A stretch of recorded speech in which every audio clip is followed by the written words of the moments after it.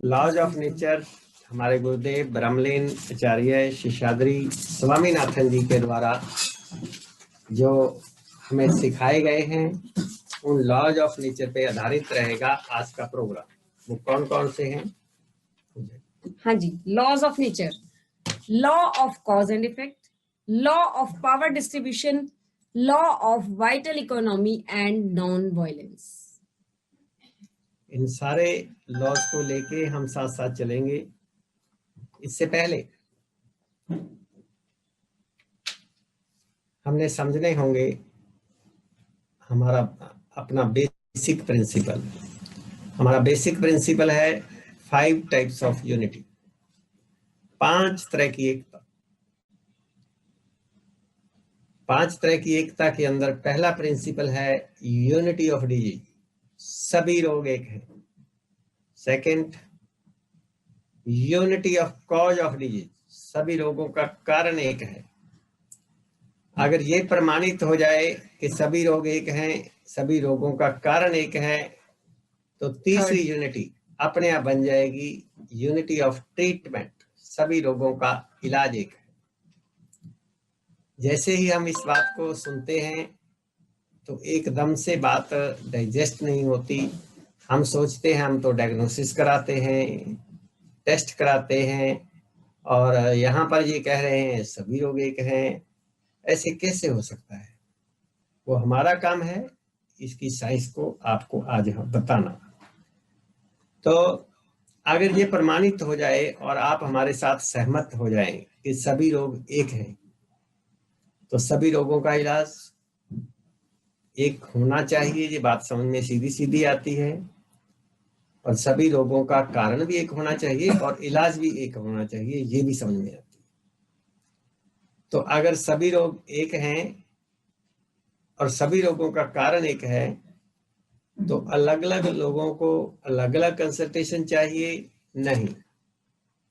इसीलिए हम आपको बार बार कह रहे हैं, हम डॉक्टर्स नहीं कंसल्टेशन देने वाले, तो हम टीचर हैं। टीचर ग्रुप में शिक्षा देता है, ट्रेनिंग देता है। अगर ये प्रमाणित हो जाए कि सभी रोग एक हैं, तो क्या अगर आपकी बीमारी उन जो पीछे आपको लिस्ट दिखाई गई उस लिस्ट में शामिल ना हो, हमने उसका नाम आपके सामने अभी ना लिया हो, उस बीमारी के बारे में हम भी कुछ ना जानते हो, वो ठीक हो जाएगी या नहीं हो जाएगी? अगर सभी रोग एक हैं, सभी रोगों का कारण एक है, तो आपकी बीमारी अगर उस लिस्ट में नहीं आई और हम उस बीमारी के बारे में कुछ पढ़े लिखे नहीं हैं, वो ठीक हो जाएगी। तो नेक्स्ट, सभी रोगों का इलाज एक है, तीसरी यूनिटी हो गई। Fourth unity, unity of health and disease, रोग और स्वास्थ्य एक हैं। इसको हम आगे चल के क्लियर करेंगे। पांचवी है unity of food and medicine, भोजन और औषधि एक होना चाहिए। If your food is wrong, medicine is of no use. If your food is right, medicine is of no need. अगर आपका भोजन खराब है तो दवाई लेने का कोई फायदा नहीं हो सकता। अगर आपका भोजन ठीक है तो दवाई लेने की कोई आवश्यकता नहीं पड़ सकती। गाड़ी का अगर पेट्रोल ही खराब है तो कितने ही मैकेनिक बुलाओ, गाड़ी सही नहीं चल सकती। तो अगर हमारा भोजन ही खराब है, हम कितनी ही दवाइयां खाएं, कितने ही डॉक्टर बदलें, हमारा शरीर स्वस्थ नहीं रह सकता। तो अगर आप ये सब जानते हैं तो फिर आपने अपने भोजन को पहले चेक क्यों नहीं किया? आपने दवाइयां पहले क्यों खाई?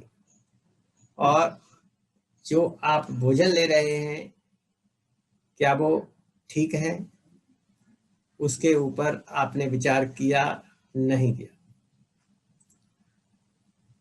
यूनिटी ऑफ डिजीज, सभी रोग एक हैं, unity of cause of disease, सभी रोगों का कारण एक है।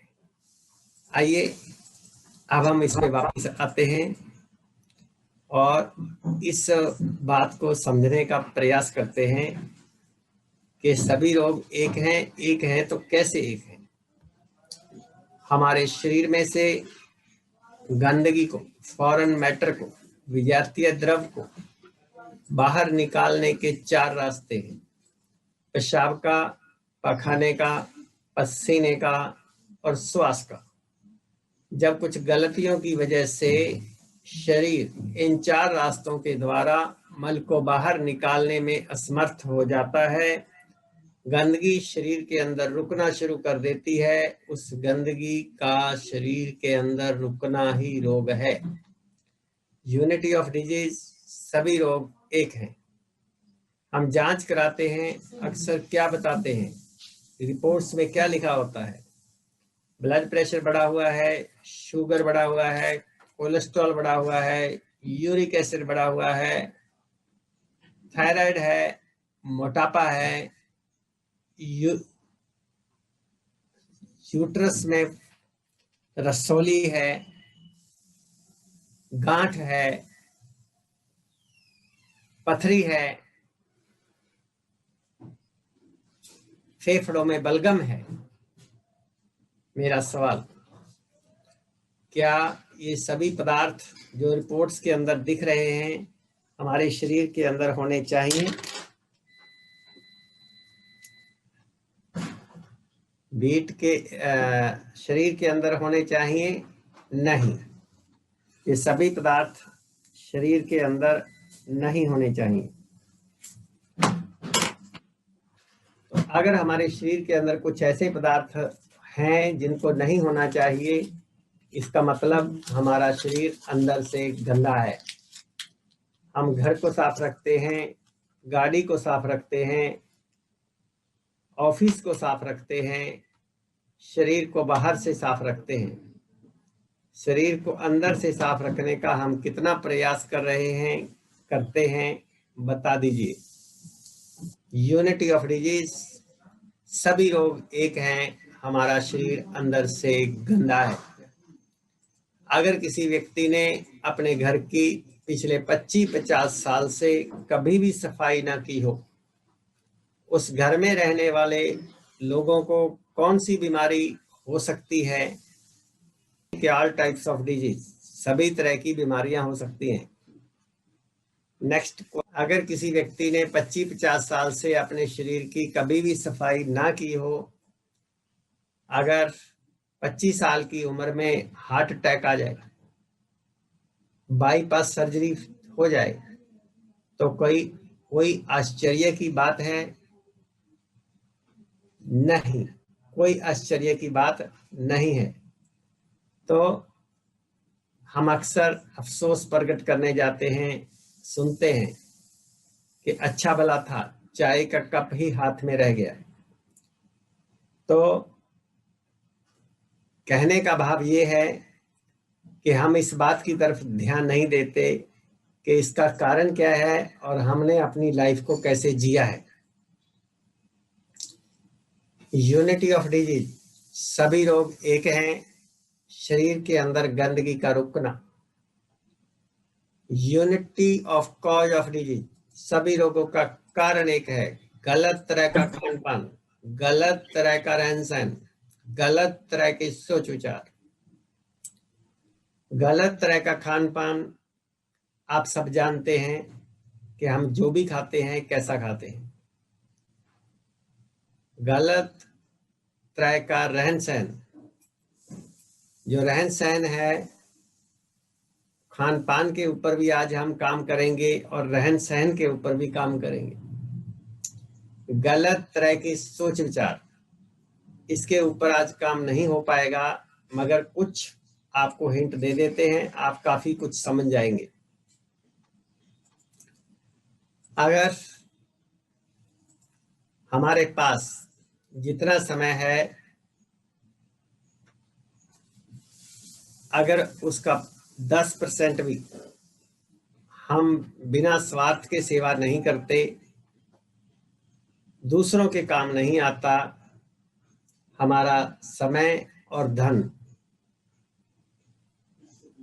10%, मिनिमम 10% उन लोगों के लिए खर्च होना चाहिए जिनको हम नहीं जानते। अगर हम ऐसा नहीं कर रहे तो हमारा सोचने का तरीका गलत है। आप इस बात से विचार करें कि क्या हम ऐसा करते हैं। एक बार नहीं, 3 बार विचार करें कि क्या हम ऐसा करते हैं। दूसरा, अभी अगर आप ऐसा करते हैं तो फिर भी जरूरी नहीं है कि हमारी सोच सही हो। ऐसा करने के बावजूद भी हमारी सोच सही हो ये जरूरी नहीं है।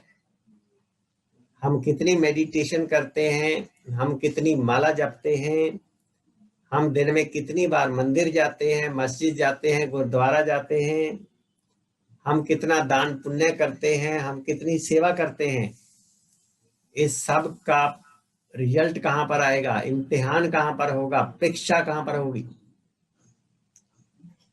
उन लोगों के साथ जिन लोगों के साथ हम जीवन जीते हैं। वो लोग हमारे परिवार में हैं, रिश्तेदार हैं, मित्र हैं, नौकर हैं, मालिक हैं, ग्राहक हैं, पड़ोसी हैं। अगर उन लोगों के साथ हमारे संबंध अच्छे नहीं हैं, लड़ाई है, झगड़े हैं, गिले हैं, शिकवे हैं, शिकायतें हैं, तो समझ लीजिए कि हम परीक्षा में फेल हैं। जो भी हम कर रहे हैं वो खराब नहीं है, लेकिन आपको उसका कोई फायदा नहीं हो सकता, हो रहा, और मरने के बाद फायदा हो जाएगा उसमें संदेह है। जो धर्म, जो कर्म, जो सेवा जीते जी काम नहीं आई, वो मरने के बाद काम आएगी। इसके ऊपर सोचने की जरूरत है। तो इन 2 एरियाज के अंदर काम करें, और बाकी 2 एरिया जो है गलत तरह का खान पान और गलत तरह का रहन सहन, इसके ऊपर हम काम करेंगे। तो यूनिटी ऑफ डिजीज और unity of cause of disease, सभी लोग एक हैं, सभी रोगों का कारण एक है। ये हमारा पहला चैप्टर। आज हम थ्योरी सेशन के अंदर 3 चैप्टर समझेंगे, लर्न करेंगे। हमारा पहला चैप्टर कंप्लीट हो गया है। तो दूसरा चैप्टर हम शुरू करते हैं। तैयार हो जाइए, प्लीज कंसंट्रेट। दूसरा चैप्टर बहुत इंपॉर्टेंट। मेरा आपसे सवाल, क्या हम अपने शरीर के मालिक हैं?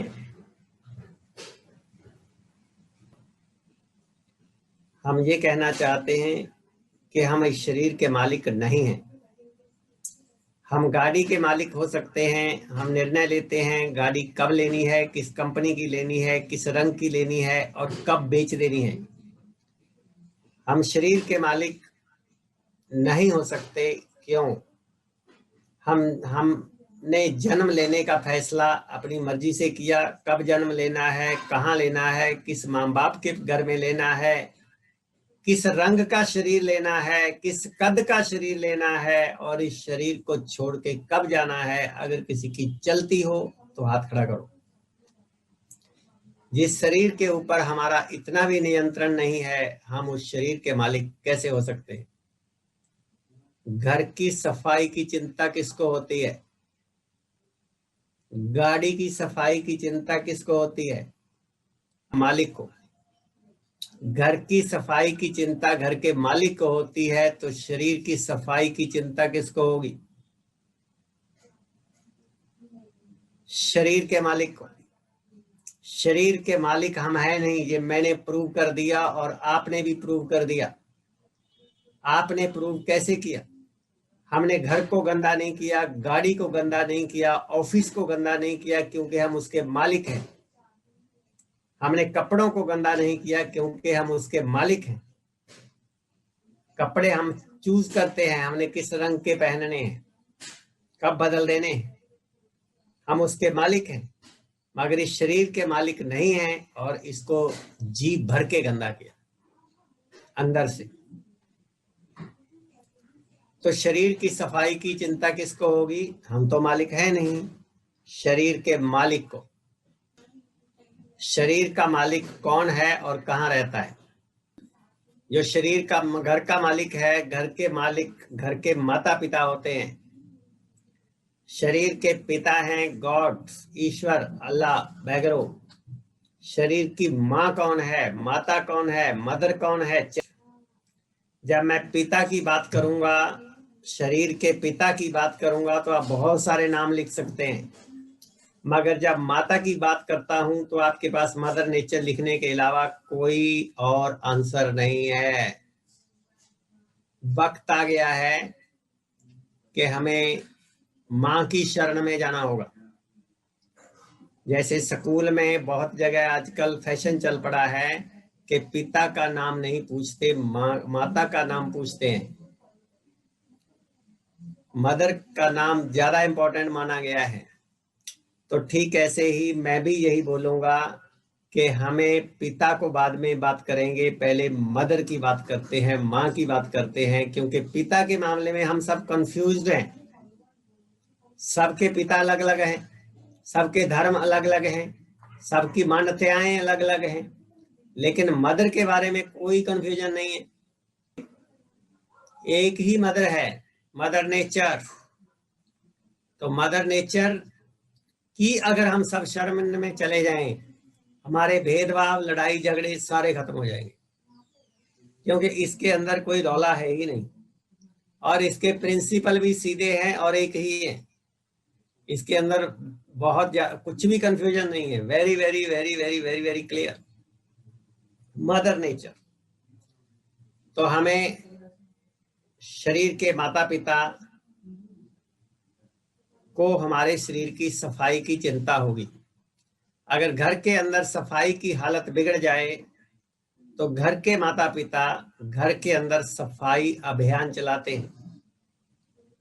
अगर शरीर के अंदर सफाई की हालत बिगड़ जाए तो शरीर के माता पिता शरीर के अंदर सफाई अभियान चलाते हैं। जब शरीर के माता पिता शरीर के अंदर सफाई अभियान चलाएंगे तो हमें कैसे मालूम पड़ेगा कि शरीर के अंदर सफाई अभियान चल रहा है? जब शरीर के अंदर सफाई अभियान चलेगा तो शरीर में से गंदगी बाहर निकलेगी।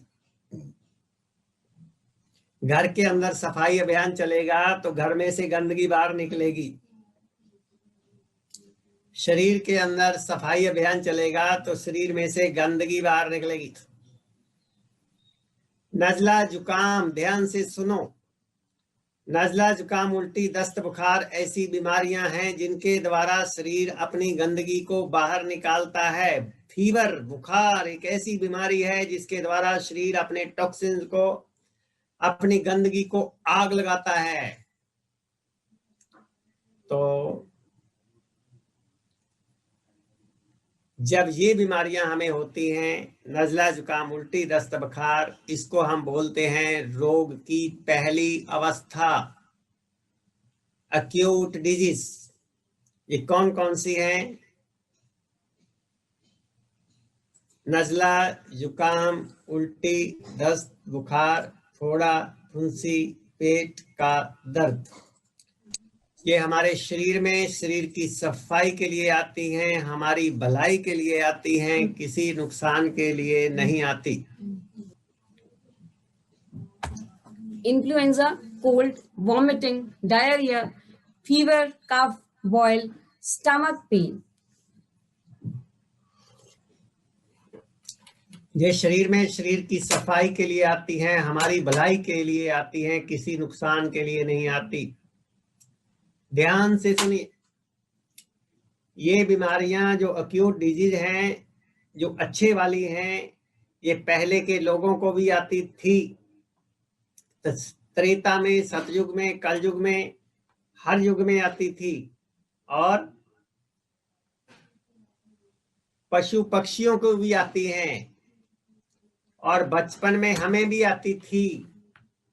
अगर जहां 10, 12, 15 साल के बच्चों की क्लास हो, आप जो लगभग 150 लोग प्रोग्राम में मौजूद हो, इतने ही यहाँ पर 150 10-15 साल के बच्चे हों, तो वो कौन सी बीमारियां लिखेंगे कि हमें ये होती हैं, ये वाली लिखेंगे। जो आपने लिखी वो वाली नहीं लिखेंगे। तो जब इन बीमारियों को हम अलग अलग तरीके से अंदर दबाते हैं तो फिर हमें सेकंड स्टेज की बीमारियां आती हैं, क्रॉनिक डिजीज। ये जो पूरी लिस्ट आपको पढ़ के सुनाई गई थी, जब हम अब भी आंख नहीं खोलेंगे, इन बीमारियों को भी 10-10, 15, 20-20 साल तक हाई ब्लड प्रेशर, शुगर की दवाइयां खा खा के अंदर दबाते रहेंगे। शुगर की, ब्लड प्रेशर की गोली खाने से आपकी बीमारी का इलाज नहीं होता। आप खतरे से दूर नहीं जाते। आप अपने आप को धोखा दे रहे होते हैं। आपकी सिर्फ मशीन बताती है कि आपकी रीडिंग नॉर्मल है, लेकिन आपकी बीमारी एडवांस स्टेज में जाती ही जाती है और उसकी जो भी कॉम्प्लिकेशन हैं हमारे सामने आती हैं। 10-15 साल तक इनको अंदर दबाने के बाद हमारी बीमारी थर्ड स्टेज पे आ जाती है। थर्ड स्टेज है डिस्ट्रक्टिव डिजीज, मार्क रोग। Destructive diseases, heart attack, kidney failure, brain stroke, paralysis, cancer, autoimmune disease.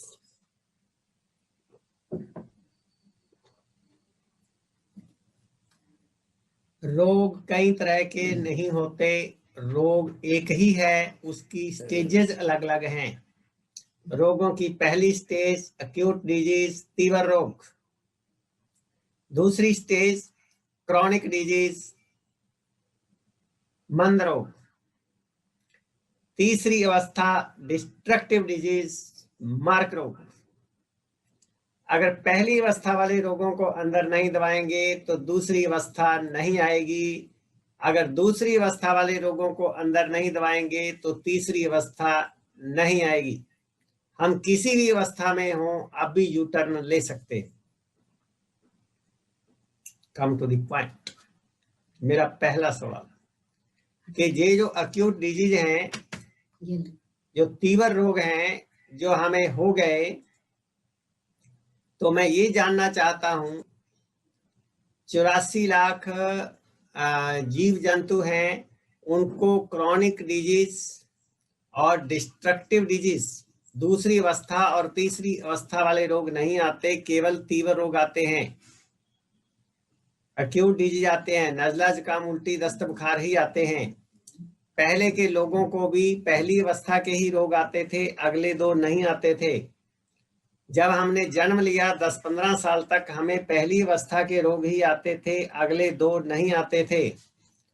मैं आपसे ये जानना चाहता हूं कि हम ही इस पृथ्वी के ऊपर अनोखे पैदा हुए हैं कि जो हमारे लिए बीमारियों की लाइन लग गई और सर्जरीज की लाइन लग गई।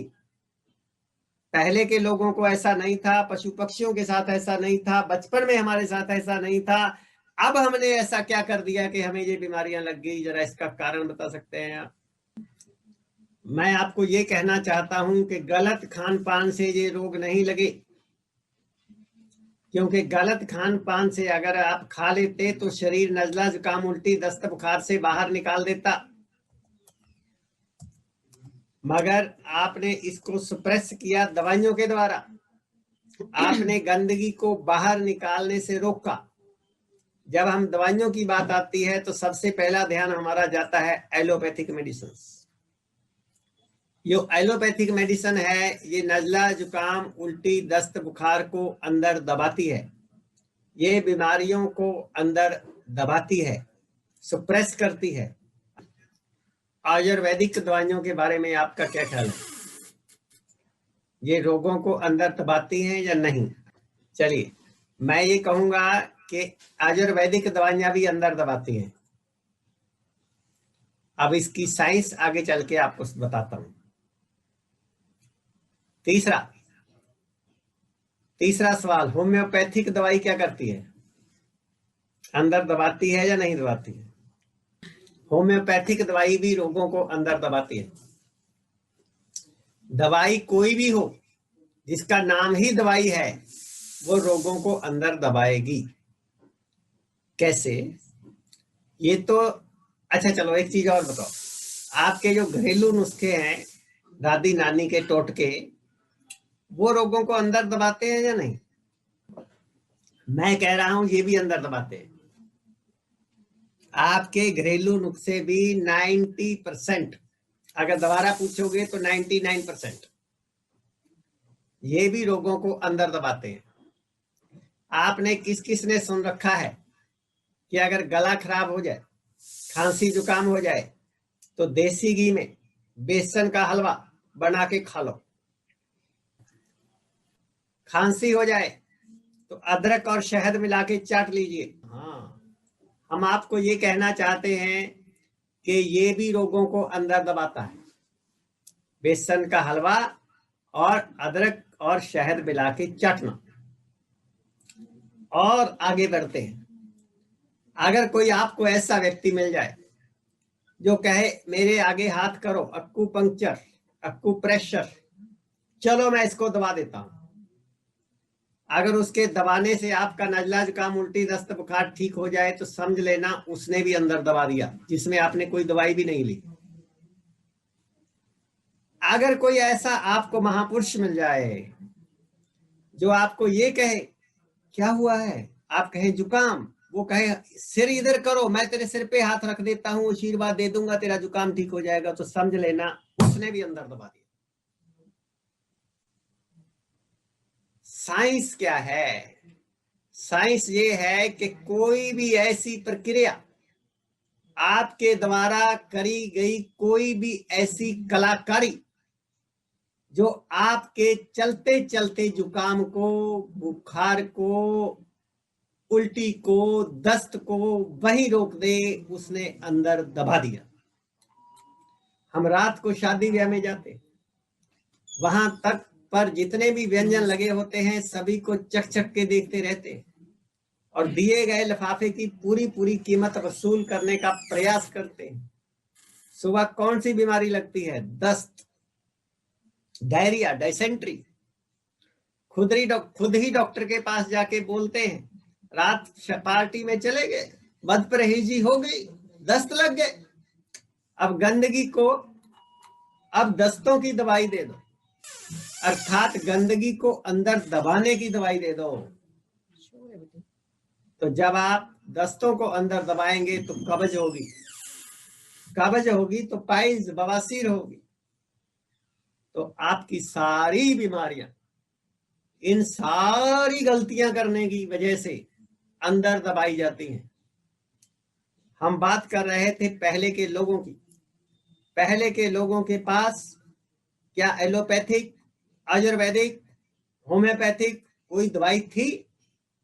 सतयुग में, त्रेता में, द्वापर में ये सब दवाइयां थी क्या? उन युगों में औषधालय थी, फार्मास्यूटिकल इंडस्ट्री थी। फार्मास्यूटिकल इंडस्ट्री से जो भी आपके घर में आएगा, डिब्बा बंद, बोतल बंद, पैकेट बंद, वो दवाई है, औषधि है, जो कि रोगों को अंदर दबाएगी। दूसरी बात, दवाइयों के द्वारा हम रोगों को अंदर दबाते हैं। पहले वाले लोग ये गलती नहीं करते थे। और पशु पक्षी, क्या उनके पास एलोपैथिक, आयुर्वेदिक, होम्योपैथिक कोई दवाई है? नो, वो भी स्वस्थ रहते हैं। आज हम आपको वो तरीका बताएंगे जो पहले के लोग अपनाते थे, जिसमें किसी आयुर्वेदिक, होम्योपैथिक, एलोपैथिक दवाई की आवश्यकता नहीं है। आज हम आपको वो तरीका बताएंगे जो आधुनिक मानव को छोड़ के 84 लाख जीव जंतु हमारी आंखों के सामने बनाते हैं। आज के बाद आप अपनी आंखों से देखेंगे कि कब कब आपके घर में रखा गया, पाला गया गाय, भैंस, कुत्ता, बिल्ली इसी प्रिंसिपल को अपनाता है जिसको हम बताएंगे, और आप अपनी आंखों से देखेंगे कि कब कब वो बिना दवाई के ठीक भी हो जाता है। नजला, जुकाम, उल्टी, दस्त, बुखार। आज के प्रोग्राम की अट्रैक्शन, आज के प्रोग्राम की आवश्यकता ये नहीं है कि आप ये जान के जाएं कि मेरा कैंसर कैसे ठीक होगा, मेरा घुटनों का दर्द कैसे ठीक होगा, मेरा ब्लड प्रेशर ठीक होगा, कैसे ठीक होगा, मेरा यूरिक एसिड, थायराइड कैसे नॉर्मल आएगा। ये आज के प्रोग्राम में शामिल नहीं है, क्योंकि अगर आप अपनी बीमारी के पीछे पड़ गए तो आप साइंस से वंचित हो जाएंगे। क्योंकि अगर आपने नजला, जुकाम, उल्टी, दस्त, बुखार को बिना दवाई के ठीक कर लिया तो क्या आपको दूसरी अवस्था के रोग आएंगे? नहीं। अगर आपने ये ट्रेनिंग ले ली, क्या आपको तीसरी अवस्था के रोग आएंगे? नहीं। तो फिर उधर जाना ही क्यों है? पहले प्राइमरी सीख लीजिए। जब आप इसको सीख जाएंगे तो आपके आगे जाना ही नहीं पड़ेगा, उसकी कोई जरूरत ही नहीं पड़ेगी, और आपके वो रोग अपने आप चले जाएंगे, उनकी चिंता मत करो। आज की ट्रेनिंग है नजला, जुकाम, उल्टी, दस्त, बुखार को बिना दवाई के कैसे ठीक करना है। और कोरोना भी तो यही है। कोरोना के सिम्टम क्या है? नजला, जुकाम, गला खराब, खांसी, बुखार, एक्यूट डिजीज। अगर आपने इसको ठीक करना सीख लिया तो कोरोना क्या, महाकोरोना भी ठीक हो जाएगा। चिंता करने की कोई जरूरत नहीं। हाँ, अफसोस इस बात का है कि आपके पास ये साइंस पहुंचती क्यों नहीं, इसका टीवी के ऊपर एडवर्टाइजमेंट क्यों नहीं आता, ये अभी तक आप इससे वंचित क्यों हो गए? क्यों? क्योंकि इसको, इसमें कुछ बेचा नहीं जा सकता। जब तक कुछ बेचा नहीं जाएगा तो ऐड कहां से आएगी और पैसे कैसे लिए जाएंगे? ये दिक्कत है। आइए आगे चलते हैं। तो अभी तक हमने रोगों की 3 अवस्थाएं पढ़ी। जब समझी, जब हमारे शरीर में एक्यूट डिजीज आती है, नजला, जुकाम, उल्टी, दस्त, बुखार आता है, हमने अभी तक यूनिटी ऑफ डिजीज समझा, unity of cause of disease समझा, यूनिटी ऑफ ट्रीटमेंट को हम बाद में लेंगे। अब हम समझेंगे unity of health and disease. जब हमारे शरीर के अंदर एक्यूट डिजीज आती है, तीव्र रोग आते हैं, नजला, जुकाम, उल्टी, दस्त, बुखार आता है, जो छोटे बच्चों को आता है, तो हमारे शरीर के अंदर इम्यूनिटी लेवल, हेल्थ जो होती है वो 80% होती है, और जो रोग होता है वो 20% होता है। जब हमारे शरीर के अंदर एक्यूट डिजीज आती है उस समय शरीर के अंदर 80% हेल्थ होती है और 20% डिजीज होती है, और 20% डिजीज को शरीर बड़े आराम से बाहर फेंक देता है उठा के। 2-4 दिन के अंदर अंदर नजला, जुकाम, उल्टी, दस्त, बुखार, कोरोना सब ठीक हो जाते हैं। फिर जब हम पहली अवस्था वाले रोगों को अंदर दबाते हैं तो हमारे शरीर में दूसरी अवस्था आती है, क्रॉनिक डिजीज। तो क्रॉनिक डिजीज को हम गोलियां खा खा के, दवाइयां खा खा के, इंजेक्शन लगवा लगवा के वर्षों तक अंदर दबाते रहते हैं। जब हम इस अवस्था में होते हैं, इस अवस्था के अंदर शरीर के अंदर जो हेल्थ होती है वो 50% होती है, और जो रोग होता है, डिजीज होती है, वो भी 50% होती है। जब हम बार बार ये दूसरी अवस्था वाले रोगों को भी अंदर दबाते रहते हैं तो फिर थर्ड स्टेज आती है, डिस्ट्रक्टिव डिजीज। जब ये वाले रोग लग जाते हैं तो फिर शरीर के अंदर क्या होता है, रोग 80% हो जाता है और हेल्थ 20% हो जाती है। अगर हम अब भी गलतियां करते रहेंगे और यू टर्न नहीं लेंगे तो फिर क्या होगा, चलते चलते अगर हेल्थ 1% रह जाए और रोग 99% हो तो क्या हम जिंदा होंगे? बिल्कुल होंगे। तो उसको भी हम कहेंगे unity of health and disease. और जब 1% हेल्थ भी शरीर में से चली जाए और शरीर के अंदर रोग ही रोग बचे, तो क्या हम जिंदा होंगे? नो। नो। तो कहने का भाव है unity of health and disease. शरीर जब तक जिंदा है उसके अंदर हेल्थ भी होती है और रोग भी होता है। हमने परसेंटेज को बढ़ाना है, हेल्थ को। हेल्थ की परसेंटेज को बढ़ेगी तो रोग अपने आप चला जाएगा। रोग का कोई अस्तित्व ही नहीं है, अंधेरे का कोई अस्तित्व ही नहीं है, प्रकाश को लाना है। रोग का कोई अस्तित्व ही नहीं है। स्वास्थ्य के स्तर को बढ़ाना है।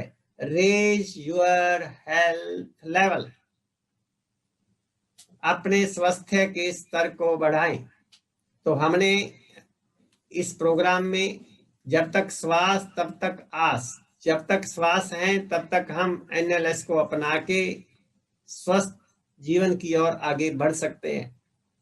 हमने इस प्रोग्राम में अपना दूसरा चैप्टर क्लियर किया। दूसरे चैप्टर के अंदर हमने जाना रोग क्या है, रोग क्यों होता है, रोग कब होता है, रोग कैसे होता है। अब हम तीसरे चैप्टर पे जाते हैं। तीसरे चैप्टर में हमारे पास बचता है unity of treatment. What is the treatment? रोगों का इलाज कैसे होगा? ट्रीटमेंट की परिभाषा पढ़ लेते हैं एक बार। What is the treatment? इलाज कैसे होगा? What is the treatment?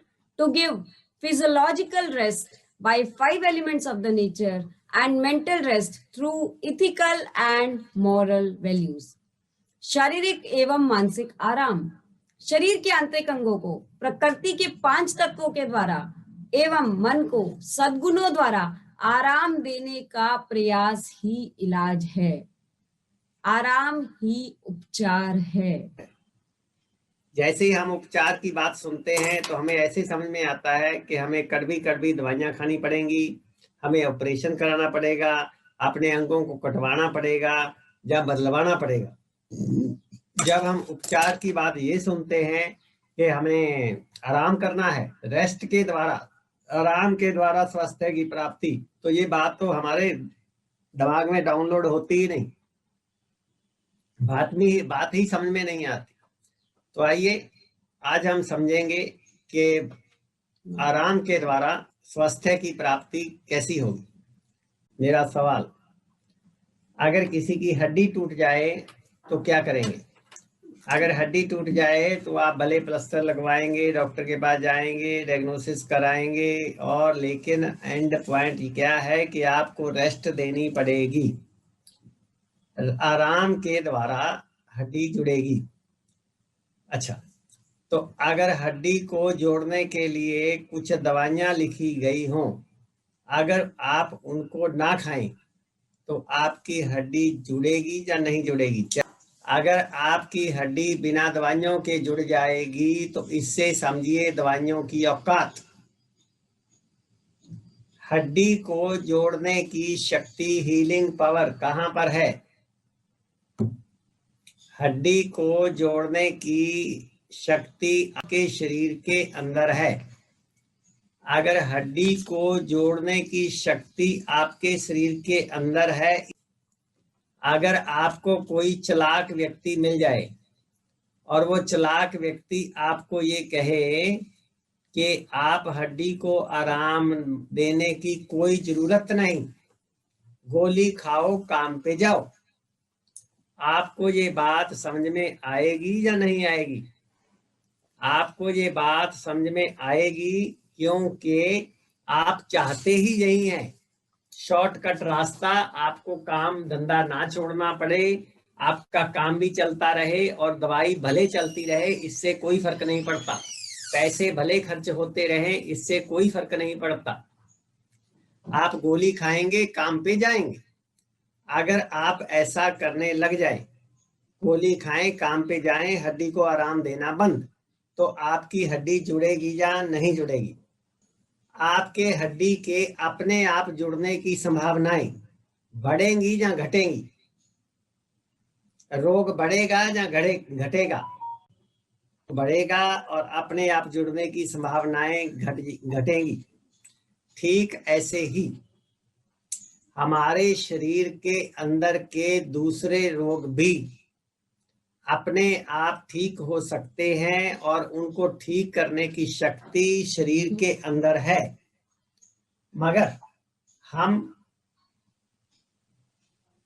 उन चालाक व्यक्तियों के चक्कर में पड़ के रोज दवाई खा रहे हैं, काम पे जा रहे हैं, और हम अपने शरीर के उन अंगों को आराम देते नहीं हैं। और उन अंगों को आराम कैसे मिलेगा उसके लिए ना कोई बताता है और ना ही हम आराम देते हैं। तो ऐसी कोई गलती हमारे द्वारा हो रही है या नहीं? जैसे हड्डी को जोड़ने के लिए गलती करते हैं तो हड्डी जुड़ती नहीं, अपने आप जुड़ने की संभावनाएं खत्म हो जाती हैं। हम ऐसी गलती कर रहे हैं। अगर आप ऐसी गलती कर रहे हैं तो आपके जीवन में जितनी गलतियां आज तक करी हैं उसमें से ये छोटी गलती है या बड़ी? ये बड़ी गलती है जो हम कर रहे हैं। तो अगर आप इतनी बड़ी गलती कर रहे हैं और आप सभी ही कर रहे हैं, अगर आप सब इस बात को स्वीकार करते हैं कि इतनी बड़ी गलती हम कर रहे हैं और हम सारे ही कर रहे हैं, तो मैं आपसे जानना चाहता हूं कि आप ये क्यों कर रहे हैं? ये शॉर्टकट आपकी 20-20 साल तक शुगर ठीक नहीं होती, आपका ब्लड प्रेशर ठीक नहीं होता, दमा ठीक नहीं होता, आप सारी उम्र यूरिक एसिड थायराइड नॉर्मल नहीं होता, आप सारी उम्र दवाइयां खाते हैं, तो शॉर्टकट आपने अपनाया कहां से? हाँ जी, आइए अब हम आपको बताते हैं। आजादी से पहले अंग्रेज हमें गोलियों से मारते थे। आजाद होने पर हमने कहा आप हमें गोलियों से क्यों मारते हो, हम तो अंग्रेजी गोलियां खा के अपने आप ही मर जाएंगे। कहने का भाव ये है कि हमारी मानसिकता आज भी गुलाम है। आज भी हम वैक्सीनेशन का इंतजार कर रहे हैं। आज भी हम दवाइयों की तरफ देख रहे हैं कि जो वैक्सीनेशन कंपनी निकालेगी वो भगवान है और वो हमें मरने से बचाएगी। नो, आज भी हमें अपने शास्त्रों पे, अपनी संस्कृति पे, अपने ग्रंथों पे विश्वास नहीं है। भारत जगत गुरु था, भारत जगत गुरु है, भारत जगत गुरु रहेगा। हमें जागना तो पड़ेगा ही। ये गुलामी की मानसिकता नहीं चलेगी। हम शरीर से आजाद हैं, मन से आजाद नहीं। जब तक ये साइंस हमें, जब तक ये कोई बात अमेरिका से नहीं आएगी तब तक हमें समझ में नहीं लगेगी। आइए इसके कारण को समझते हैं। जब हम पैदा हुए हमने अभी होश भी नहीं संभाला था। जुकाम होने पर हमारे माता पिता ने, पेरेंट्स ने हमारे मुंह में क्या डाला? जुकाम को ठीक करने के लिए दवाई। अगर हमारी टीम के किसी भी सदस्य के बच्चों को जुकाम होगा, क्या जी उनके मुंह में दवाई डालेंगे? नो, हमारे माता पिता ने हमारे मुंह में दवाई डाली क्योंकि वो भी अंग्रेजों के गुलाम थे, हैं। और हम अगर माता पिता हैं तो हम भी गुलाम हैं। तो बच्चा होश संभालने के बाद स्कूल जाता है। स्कूल जाने के बाद बच्चे के समझ में क्या आता है कि मम्मी ज्यादा समझदार है या मैडम? मैडम। तो मैडम बताती है नॉन वेज खाओ, प्रोटीन मिलेंगे, संडे हो या मंडे रोज खाओ अंडे। हमारी शिक्षा के अंदर से भारतीय संस्कृति गायब हो गई। पहले गुरुकुल होते थे, शिक्षा के साथ साथ चरित्र का निर्माण किया जाता था। आज हमारे स्कूलों के अंदर बर्थडे सेलिब्रेट किए जाते हैं, चॉकलेट टॉफीज। जिस देश के शिक्षा में से उसकी संस्कृति गायब हो जाए उस देश का भविष्य क्या होगा? हमारे शिक्षक बताते हैं करियर बनाओ। बच्चों का करियर बनाया जाता है, नोट बनाने की मशीन बनाई जाती है, मगर उनके आदतों को बदलने के ऊपर कोई विचार नहीं किया जाता, कोई शिक्षा नहीं दी जाती। खाओ पियो मौज करो। शिक्षक कहता है खाओ पियो मौज करो, खाओ पियो जो मर्जी। फिर हम शिक्षक शिक्षा करने के बाद चिकित्सक के पास जाते हैं, तो आपके अधिकतर चिकित्सक जब तक आप ना पूछो क्या आपको परहेज बताते हैं?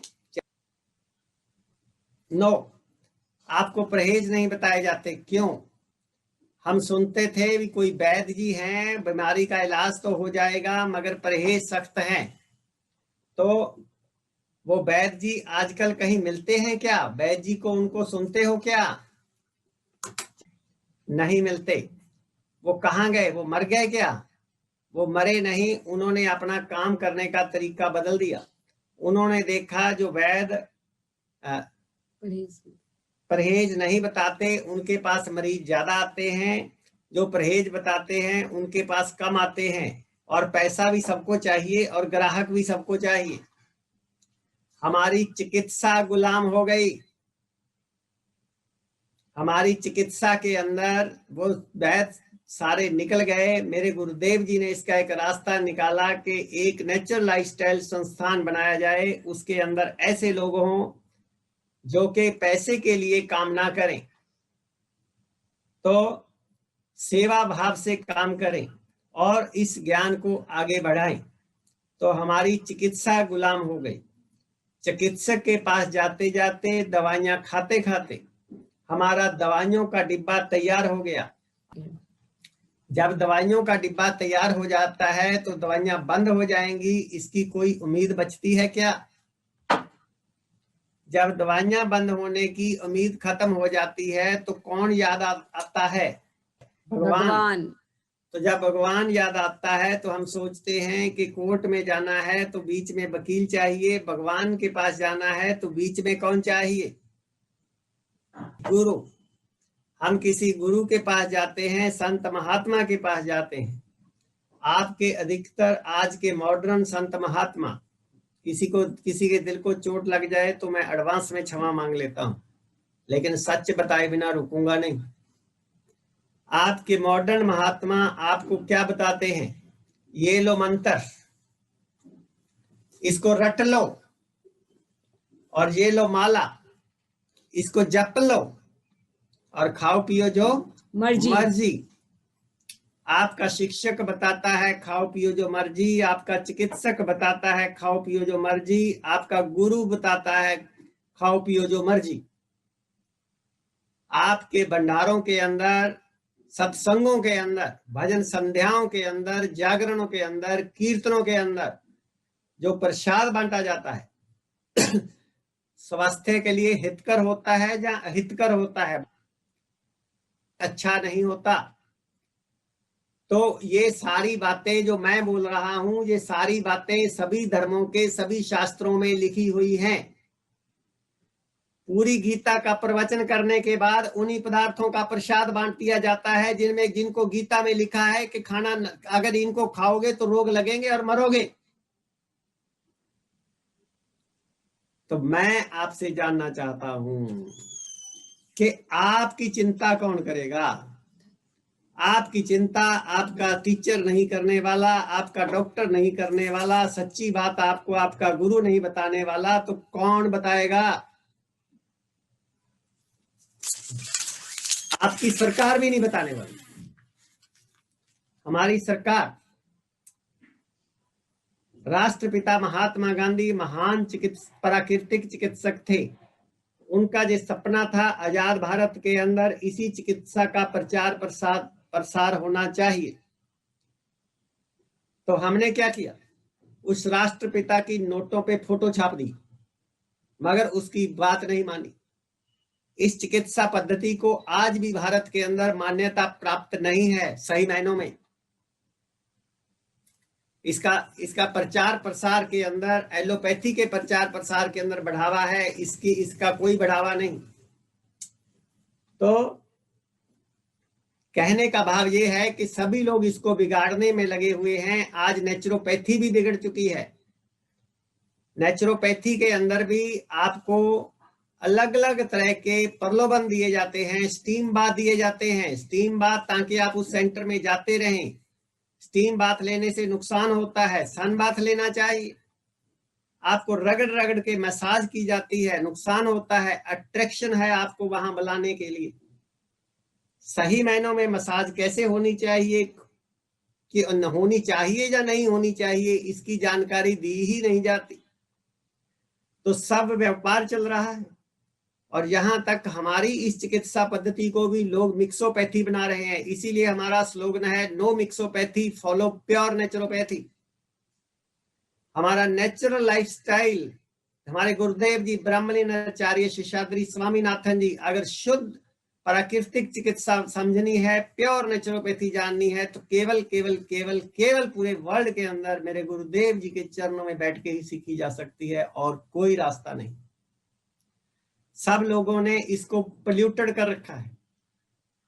हमारी विद्या, इसी विद्या को जगह जगह से मेरे गुरुदेव जी की पुस्तकें पढ़ के सीख के इसको पोल्यूटेड करके आपके सामने रख दिया जाता है। अमेरिका से थोड़ी सी ट्रेनिंग लेने के बाद आपके सामने रख दिया जाता है कि लो जी ये लो, और मेरे गुरुदेव जी के नाम को हिडन कर दिया जाता है। तो इसलिए आप इस सारी बातों को ध्यान से समझिए और मां प्रकृति की शरण में आए। आप कहोगे आप तो राष्ट्र की बातें करने लग गए, देश की बातें करने लग गए, हमारी बीमारियों को ठीक करो, ये बताओ हमारा ब्लड प्रेशर शुगर कैसे ठीक होगा, ये बताओ हमारे घुटने कैसे ठीक होंगे, ये किधर चले गए आप? हमें मालूम है, हमने आपको आपकी बीमारियों के लिए ही बुलाया है, लेकिन 10 मिनट का समय आपको इस सच बताने के लिए आपको हमने इसलिए लगाया है क्योंकि अगर देश आजाद हुआ, उस समय कुछ लोग ऐसे थे जिन्होंने अपने परिवार और व्यापार की परवाह नहीं करी, देश सेवा के लिए अपना बलिदान दिया और हम आजाद हो गए। अगर ऐसे लोग समाज के अंदर ना होते तो क्या हम आज आजाद होते? नहीं। आज फिर देश को मानसिक आजादी की जरूरत है। आज फिर देश को ऐसे निस्वार्थ भाव से सेवा करने वाले लोगों की जरूरत है जो आगे आए और इस रास्ते को, इस प्रोग्राम को घर घर तक पहुंचाने के लिए हमारा सहयोग करें। क्योंकि गलत चीजों को बेचने के लिए एडवर्टाइजमेंट की जा सकती है, प्रॉफिट लिया जा सकता है, नाजायज प्रॉफिट लिया जा सकता है, एक की चीज 40 में बेची जा सकती है। अच्छी चीजों का प्रचार प्रसार करने के लिए ऐसा नहीं किया जा सकता। जो हमारे साथ मिलना चाहें, इस प्रोग्राम को आगे बढ़ाना चाहें, उनको हम वेलकम करना चाहते हैं, वो हम उनको आगे के प्रोग्रामों की जानकारी दे सकते हैं। आइए कम टू द पॉइंट, हम आपकी बात पे आते हैं। तो फिर आपकी बीमारी का क्या होगा? हमारे साथ बहुत सारे काम करने वाले लोग होते हैं, हम उनसे गलत काम लेते हैं, जहां अधिक काम लेते हैं, कुछ समय के बाद वो लोग हमें कहते हैं आप गलत व्यक्ति हो, हम आपको छोड़ के जाना चाहते हैं।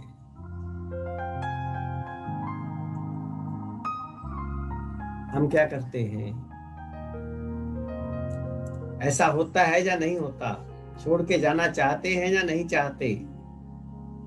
लोग हमें छोड़ के चले जाते हैं। ठीक ऐसे ही जब हम अपने शरीर के अंदर के अंगों से या तो गलत काम लेते हैं या अधिक काम लेते हैं, 40-50 साल तक हमारी गलतियों को सहने के बाद हमारे अंदर के अंग हमें कहते हैं आप बिल्कुल बेकार व्यक्ति हो, हम आपको छोड़ के जाना चाहते हैं। हमारी टेस्ट रिपोर्ट्स, जो अलग अलग अंगों की रिपोर्ट्स अबनॉर्मल बताती है, डिसऑर्डर बताती है, बढ़ा हुआ बताती है, घटा हुआ बताती है, अबनॉर्मल बताती है, घुटनों का दर्द बताती है। आपकी हर अबनॉर्मल टेस्ट रिपोर्ट, आपकी हर गलत रिपोर्ट, आपका हर दर्द आपको बार बार कहना चाह रहा है कि आप बिल्कुल गलत व्यक्ति हो, मेरे से या तो अधिक काम ले रहे हो या गलत काम ले रहे हो।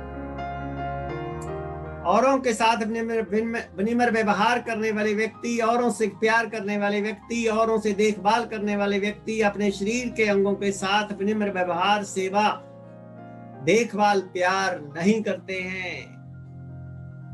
इस सभा में बैठा कोई भी व्यक्ति अगर ये कहना चाहता है कि मैंने अपने शरीर के अंगों से ना तो गलत काम लिया ना अधिक काम दिया, ये जो रोग आ गया ये मेरे को बेकार में परेशान करने के लिए आ गया, इसमें मेरी कोई गलती नहीं, रोग की गलती है, वो व्यक्ति हाथ खड़ा करे।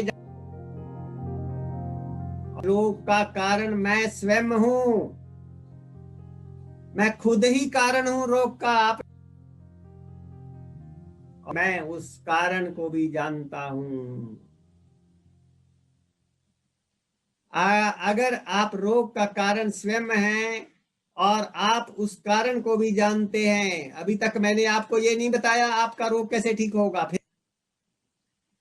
तो अगर रोग का कारण आप स्वयं हैं, आप उस कारण को भी जानते हैं, कोई दूसरा व्यक्ति आपको कहे कि मेरे को कुछ दे दो और मेरे से कुछ ले लो और आप स्वस्थ हो जाएंगे, इसकी कोई संभावना नहीं है। कोई दूसरा व्यक्ति आपको कहे कि मेरे दर्शन कर लो, मेरे से आशीर्वाद ले लो, मेरे से कृपा ले लो और आप स्वस्थ हो जाएंगे, इसकी कोई संभावना नहीं है। कोई दूसरा व्यक्ति आपको कहे कि हमारी ये पुस्तक है, हम भी कहें हमारी ये पुस्तक है रोगों से बचाव, आप इसको पढ़ लो, इसके अंदर हमारा 20 साल का एक्सपीरियंस है, आप इसको ले लो और आप स्वस्थ हो जाएंगे, इसकी कोई संभावना फिर पढ़ने के बाद नहीं है। कोई दूसरा व्यक्ति आपको कहे कि हमारा 4 डे रेजिडेंशियल प्रोग्राम अटेंड कर लो और आप स्वस्थ हो जाएंगे, इसकी कोई संभावना नहीं है, क्योंकि रोग का कारण आप स्वयं हैं और आप उस कारण को भी जानते हैं। जब तक आप उस कारण को दूर नहीं करेंगे, दुनिया की कोई भी शक्ति आपको स्वस्थ नहीं कर सकती। तो इसी के साथ आपने अपनी इस बात को स्वीकार किया। अगर आप इस प्रोग्राम को यहीं बंद करके एग्जिट करके चले जाते हैं तो समझ लो प्रोग्राम यहीं कंप्लीट है। अगर आप इतना भी कर लेंगे जितना अभी तक प्रोग्राम दे दिया गया है तो भी आपके रोग ठीक हो जाएंगे। जितने सालों की बीमारी है उतने महीनों में ठीक हो जाएगी। 10 साल की बीमारी 10 महीनों में ठीक हो जाएगी। अगर आप प्रोग्राम को अभी एग्जिट करते हैं, 10 सालों की बीमारी कितने महीनों में ठीक होगी पूजा जी? 10 महीनों में। 10 महीनों में ठीक हो जाएगी। कैसे? आप रोग के कारण को दूर कर दीजिए, कि उस अंदर की आवाज को जिंदा रखें, आपकी उस अंदर की आवाज को पकड़ लें और वो गलतियां करनियां बंद कर दें। आपका रोग 10 सालों का रोग 10 महीनों में ठीक हो जाएगा। तो अगर आप इससे सेटिस्फाइड हैं कि 10 सालों का रोग 10 महीनों में ठीक हो जाए, इससे बढ़िया और क्या हो सकता है, तो आप अभी एग्जिट कर सकते हैं, अपना समय बचा सकते हैं। लेकिन अगर क्या आप ये चाहेंगे कि आपका 10 साल का रोग 10 दिनों में ठीक हो जाए? हेलो अगर आप ये चाहेंगे कि आपका 10 साल का रोग 10 दिनों में ठीक हो जाए तो आपको क्या करना होगा? आपको आगे का प्रोग्राम अटेंड करना होगा और उसमें बिना अपना दिमाग चलाए जो हमारे द्वारा कहा गया है उस काम को करना होगा, अपनाना होगा। अगर आपको उसको अपनाने में कोई खतरा नजर आए तो आप क्वेश्चन कर सकते हैं। अगर कोई खतरा नजर ना आए तो बिना क्वेश्चन किए अपनाना होगा। आप तो खतरों के खिलाड़ी हैं। आप तो वो दवाइयां भी खा लेते हैं जिनका आपको ये भी नहीं पता कि ये किसने बनाई और इसके अंदर क्या डाला हुआ है।